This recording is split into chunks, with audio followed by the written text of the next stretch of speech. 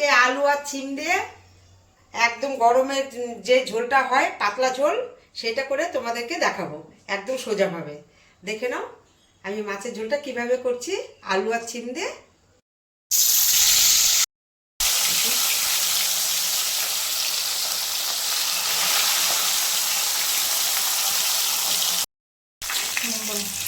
মাছ ভাজাটা হয়ে গেছে, কড়া করেই ভেজেছি মাছটা।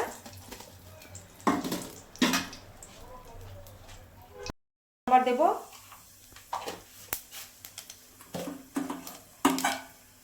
বন্ধুরা, এটার মধ্যে আমি তেজপাতা কোনো কিছুই সম্বাদ দেবো না, শুধু হালকা একটু কালো জিরা সম্বাদ দিলাম। এখন আলুটাকে ছেড়ে দেবো।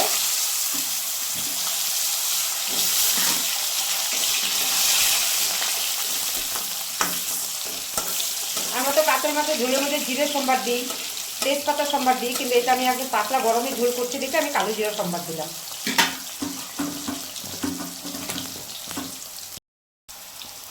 সিমটাকে ছেড়ে দেবো, সিমটাকে ভেজে নিয়েছি।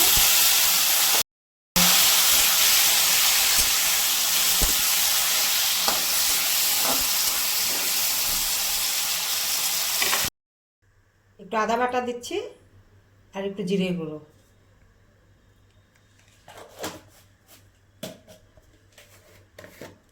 সামান্য একটু কাশ্মীরি লঙ্কার গুঁড়ো।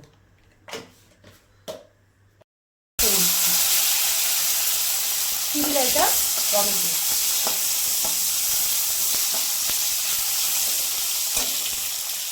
বেশি ভাজবো না, হালকা একটু ভেজে নেবো।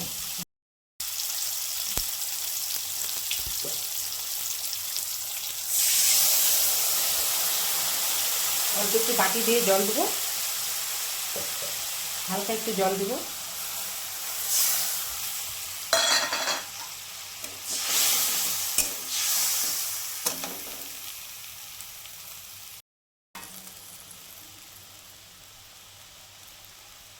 হলুদ দেবো 1 চামচ, চামচটা ছোট, কিছু করার নেই, আমি একটু আর একটু দিলাম হলুদ।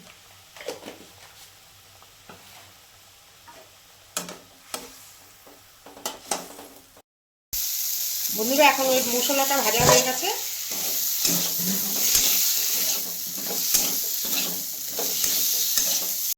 দিয়ে দিলাম।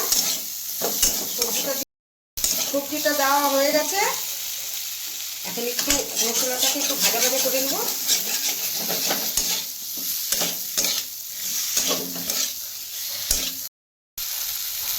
উষ্ণ গরম জল দিয়ে দেবো একটু।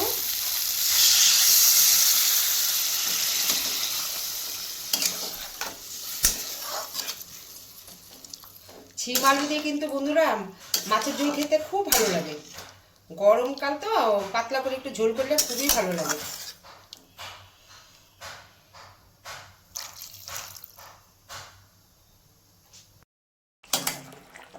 মাছের ঝোলটা হয়ে গেছে, এখন মাছটাকে ছেড়ে দেবো।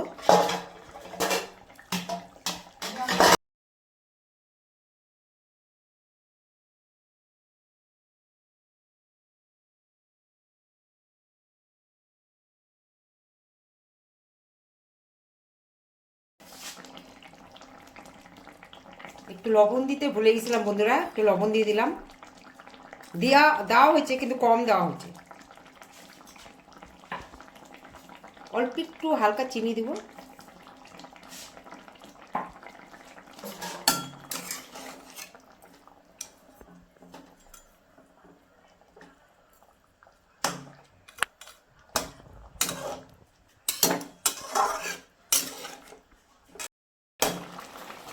হয়ে গেছে মাছের ঝোল।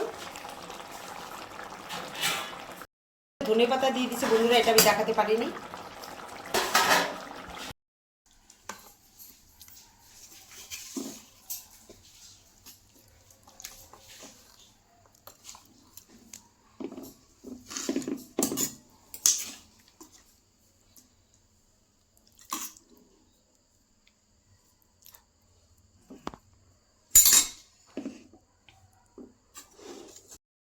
বন্ধুরা, এইভাবে করে মাছের ঝোল করে খেয়ে কমেন্ট করে আমাকে জানাবে।